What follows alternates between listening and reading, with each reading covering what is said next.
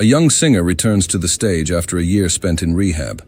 However, she begins to be haunted by a sinister ghost with a frightening smile who wants revenge for her past mistakes. The story begins with a police officer named Joel, who has been hit by a curse after the death of his girlfriend. He pursues a target in a suburban home. After waiting for the owner to return, Joel puts on a mask, ignores the fiery vision, and threatening the man with a gun, drags him inside.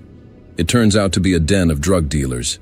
The kidnapped man's partner watches as Joel kills his associate in cold blood with a knife, leading to a shootout.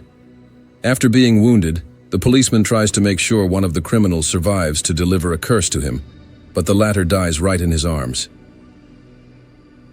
At this point, Lewis, a small-time drug dealer who was in the wrong place at the wrong time, walks in. Realizing that he has already picked up the curse, Joel is about to leave. At that moment, the rest of the bandits arrive on the scene. They rush in pursuit, but the policeman locks himself in a room, breaks the air conditioner, and jumps through the window, dodging bullets. Once out on the road, however, he loses his luck and is hit by a car. The camera pans upward, showing a bloody trail on the pavement in the shape of a smile. Next, the action shifts to New York City, where singer Skye becomes a guest on Drew Barrymore's talk show. After a tragic accident that killed her actor boyfriend Paul, the girl underwent treatment for addiction. Now she's ready to hit the stage again with a new show. After the interview, Skye, along with her mother Elizabeth and assistant Josh, goes to rehearsal, where she learns the choreography with the dancers.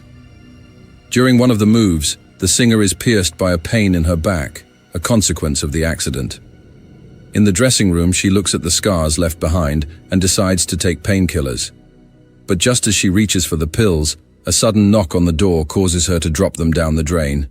It's her mother coming to take her home. On the way, Skye writes to her classmate Lewis, from whom she plans to buy the pills. Upon reaching him, the girl notices that he is acting strangely and is clearly nervous. Lewis meets her with a katana in his hands, not remembering their recent correspondence. He leaves to get his medicine, while Skye watches the news, which mentions her accident.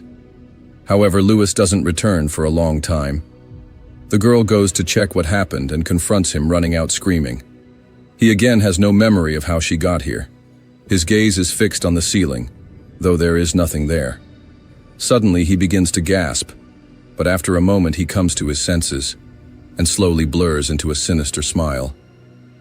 Lewis then picks up a heavy barbell pancake and, keeping his eyes on a terrified Skye, begins punching himself in the face with force.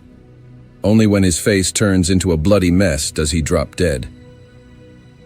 The shocked girl is about to call the police, but realizes that this threatens to scandalize her because of her connection to drugs.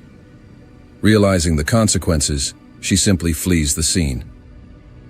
Later, lying in bed, Skye notices the figure of Lewis in the darkness, but it turns out to be just a play of her imagination. The next day, while preparing for a photo shoot, her producer Darius walks into the dressing room. He suggests that she perform at a charity event and read a speech from a teleprompter. Not missing the chance to be the center of attention again, Skye gladly agrees. While she is changing her clothes, she receives a message from an unknown number. The sender asks if she was at Lewis's the night before. This question awakens her anxiety. Suddenly she hears a strange sound, but there is no one in the room. Soon the eerie reflection of a bloodied Lewis appears in the mirror behind her back.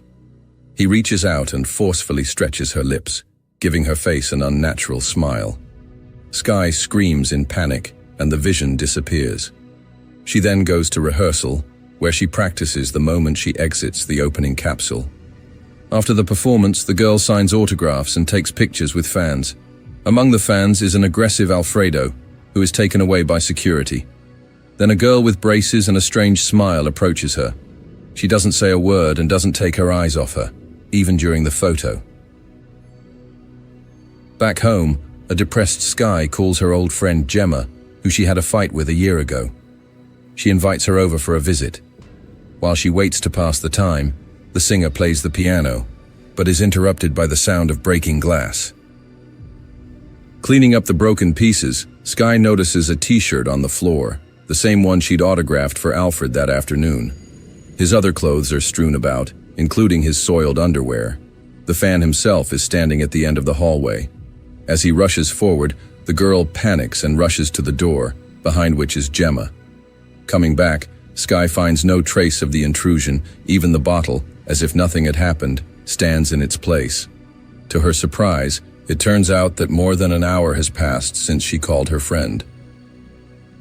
Suspecting that hallucinations are taking over, Skye confesses to Gemma about Lewis's death and her disturbing visions. Her friend offers to stay the night to give her moral support.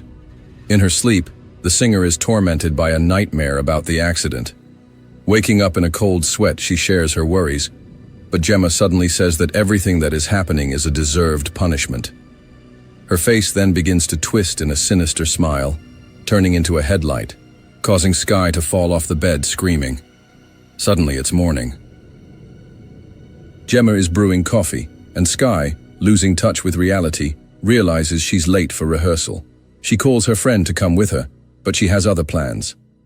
After picking up her mother, the girl reminds her that there are hundreds of people waiting for her, ready to get to work. In the concert hall, the singer warms up, trying to concentrate. During the next movement, it seems to her that the floor goes from under her feet. She stumbles and falls, breaking her leg where she was before. However, when the music subsides, it turns out that there was no injury. She had dreamed it all. A flustered Skye accuses the backup dancers of pushing her, but the choreographer assures her that no one was even close. Heading to the dressing room, the girl notices Joshua coming out of there with a frightening smile. Inside, she finds utter chaos. She accuses the assistant, but his mother confirms his alibi. He was with her the whole time. Realizing that her sanity is literally cracking at the seams, Skye asks to cancel the shows to recover, but her mother is adamant. The show must go on. The singer goes to a charity event. While waiting to go on stage, she receives a new message from an unknown sender who hints that he knows about her secret. Chasing away an accidentally landed fly, Skye smears her lipstick, but is forced to go out looking like this. She starts to read the text from a teleprompter, but when it hangs up, she has to improvise.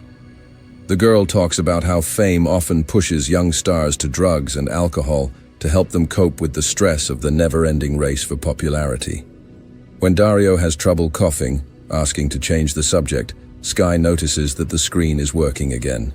As she reads the text, she announces a guest, who unexpectedly turns out to be her dead boyfriend Paul. Shocked, Skye decides it's someone's evil joke, but immediately notices Paul himself among the audience, dressed in a dazzling white suit with a frightening frozen smile.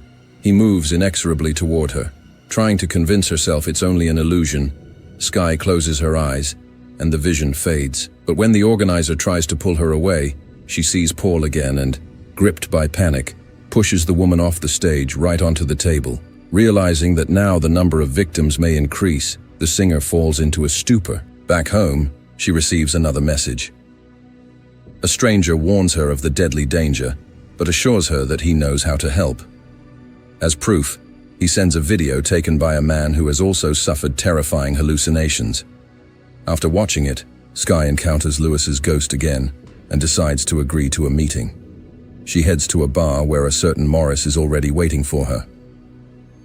It turns out he works in medicine. While dealing with Lewis's body, Morris found his cell phone and, after studying the correspondence, came out to Skye. He explains that she has been victimized by some kind of parasite, an entity that subjugates the mind, forcing a person to take their own life. The curse is passed on through witnesses to the death of the infected. Morris's brother once fell victim to it. Now he intends to save the girl by destroying the parasite. To do this, it is necessary to stop Skye's heart for a while, so that the essence left her body and then bring her back to life. But such a plan seems too radical to the singer.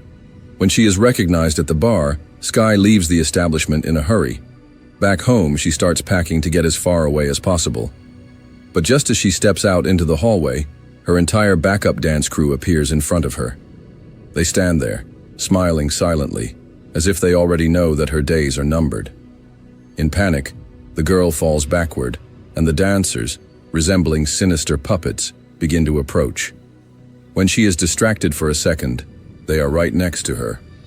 When the singer rushes to the exit, the crowd follows her. In the living room, an even more terrifying sight awaits her. More sinister figures join the company. They approach noiselessly, moving on all fours, like distorted creatures from a nightmare. Her attempt to escape fails. She is caught, mercilessly thrown to the floor, her arms twisted and fingers thrust into her mouth, stretching her lips into an unnatural smile. At this point, the plot takes us back a year. Skye and Paul are rushing around in a car. An overdose of illegal substances leads to an altercation, igniting conflict between the lovers. When Paul becomes abusive and insulting, Skye abruptly grabs the steering wheel and steers the car toward a cliff, causing a fatal accident. When she wakes up in the hospital, she finds her mother nearby, who informs her that she was found lying on the floor. Skye asks to cancel the concert, but her mother insists it will ruin her career. No one will give her a second chance. The argument escalates into a scandal that ends with her mother's frightening smirk. Elizabeth suddenly breaks a mirror, after which she stabs a shard several times into her throat and then into her eye. In a panic, Skye rips out the catheter and rushes for the exit, but notices the shard in her hand. She is covered in the blood of the mother she stabbed in her delirium. Pulling on a sweatshirt over her bloody robe, the singer tries to leave the hospital unnoticed. However, she is spotted by Josh's assistant, who, seeing the blood, calls the doctors. To divert attention, Skye throws a tantrum, which attracts the guard, and then takes away his service weapon. Threatening him with a gun, she runs outside. Having cut her leg with a shard on the pavement, the girl confronts Gemma. Then, threatening with a gun, she steals a car, and her friend decides to go with her to help. While in the car getting her leg bandaged, Skye texts Morris asking for help, and he sends her the address. On the way, Skye receives a call from Gemma. Suspecting another hallucination, she answers, and turns out to be right.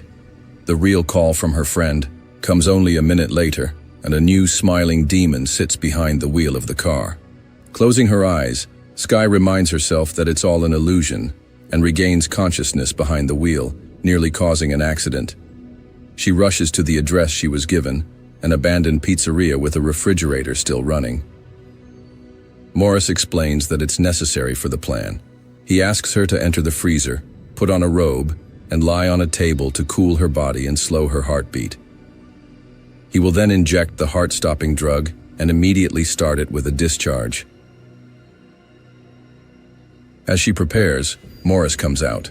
Lying on the table, Skye notices her own reflection from the accident on the ceiling. This version of the girl falls on top of her, breaking the table. The parasite takes over her body, causing Skye to stretch her mouth in a creepy smile. At the last moment, the singer realizes what's happening and bites the monster's fingers. Grabbing a syringe, she injects herself with the drug to die, but immediately realizes that she has been tricked again. There was no syringe in her hand. Skye tries to escape, but the space around her is subdued by the sinister creature. The monster pushes her into a box, which suddenly turns out to be a stage capsule. The girl finds herself back on the stage, with a full audience and a living mother in front of her. She realizes that everything that has been happening is a hallucination, but even realizing this does not help. A smiling doppelganger appears right in front of her, tearing her clothes, exposing the wound on her stomach and tearing it with his fingers. A huge bloody monster bursts out of the torn stomach. It reaches for Skye, trying to stretch her mouth in a giant smile. From the sidelines, the audience sees the singer faint, but after a moment, she stands up, slowly turns to the audience with an unnatural grin stuck to her face. She brings the microphone up to her forehead and instead of singing, stabs it into her eye socket. In front of thousands of spectators, the curse spreads, turning humanity into a new victim of a terrifying parasite.